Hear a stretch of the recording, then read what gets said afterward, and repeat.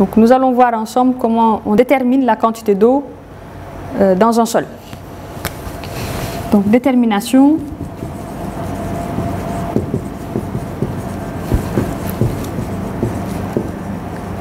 de la quantité d'eau dans un sol. Donc dans le sol, par définition, vous allez avoir la présence de solides qu'on appelle des grains. Vous allez avoir la présence d'eau et vous allez avoir la présence de l'air. On va avoir des grains. Je vais représenter donc ceci comme étant donc les grains solides.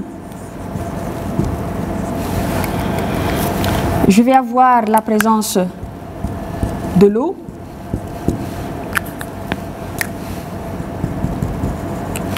Et de l'air. Mais l'air, vous allez l'avoir sous forme de bulle. Okay.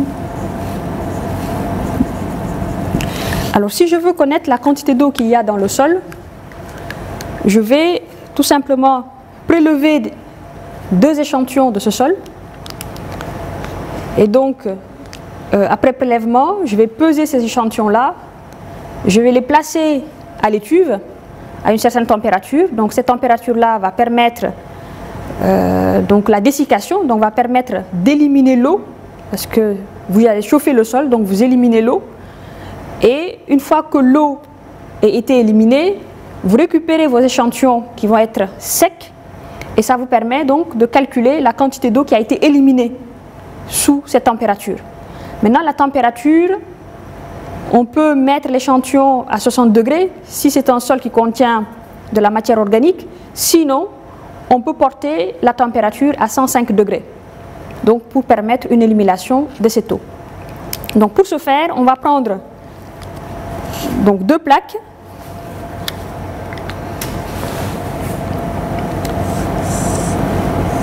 Donc, on va avoir ici 2 plaques en verre.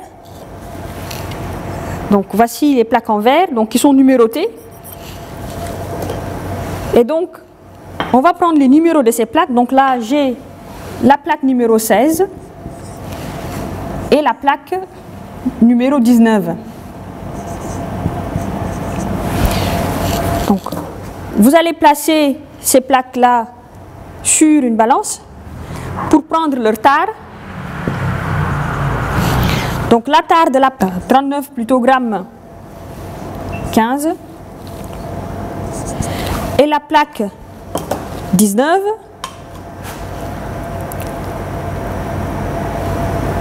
39,44.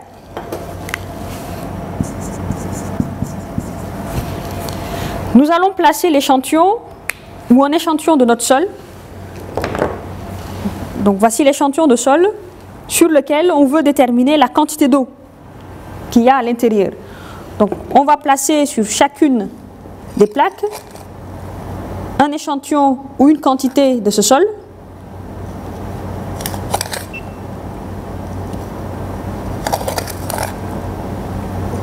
Donc c'est un échantillon de sol homogène. L'eau est bien répartie, ou disons on a un échantillon bien réparti. Donc on va peser. On est donc ici à 60 grammes 0,7, donc pour la plaque 16.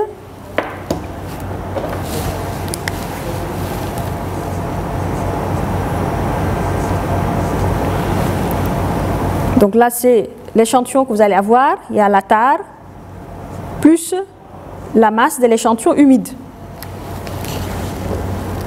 Pour le deuxième échantillon,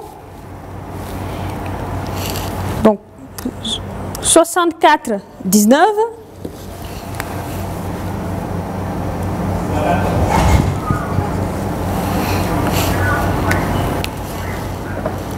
les 2 échantillons, donc une fois que vous les avez pesés, vous allez les placer à l'étuve.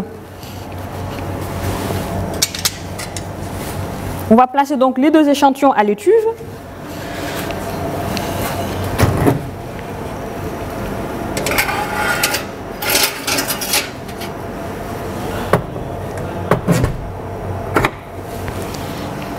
Ces échantillons placés à l'étuve à 105 degrés, car ne contenant pas de matière organique, on va donc devoir venir les faire sortir de l'étuve et vérifier leur pesée. Et donc, on considérera l'échantillon sec lorsqu'on aura entre deux pesées successives qu'on ait une variation de 0,2%. Donc, sur deux pesées successives, si vous avez une variation de 0,2%, cela suppose que votre échantillon est sec. Donc, vous avez éliminé toute l'eau qu'il y avait à l'intérieur de l'échantillon. Donc, 24 heures après, nous allons venir récupérer notre échantillon. On va le laisser refroidir un tout petit peu du fait que ça sort de l'étuve et faire la pesée, une première pesée, faire une deuxième pesée, donc au bout d'une heure d'intervalle, et on verra qu'effectivement entre ces deux pesées, on a une différence de 0,2%. Cela nous permet donc de considérer qu'effectivement les échantillons sont secs. Donc on va aller récupérer les échantillons.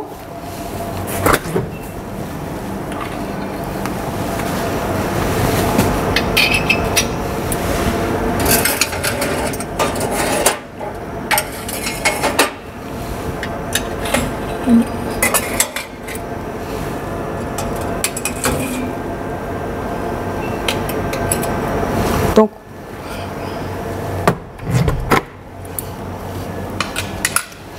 les échantillons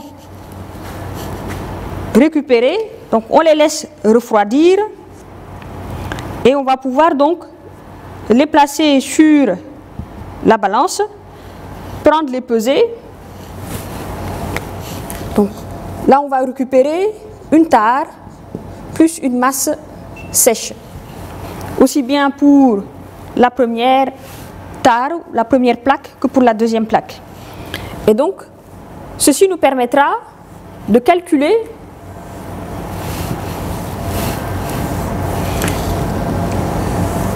la masse d'eau retenue donc sur chacune des plaques.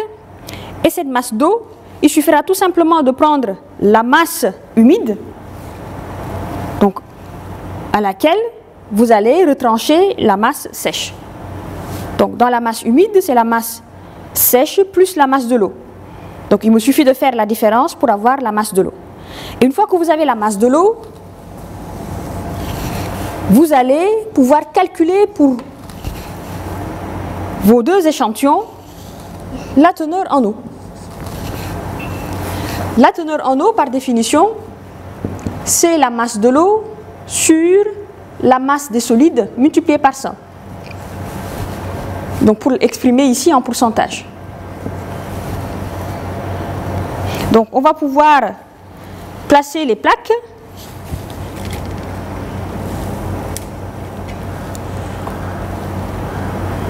Donc 62,11.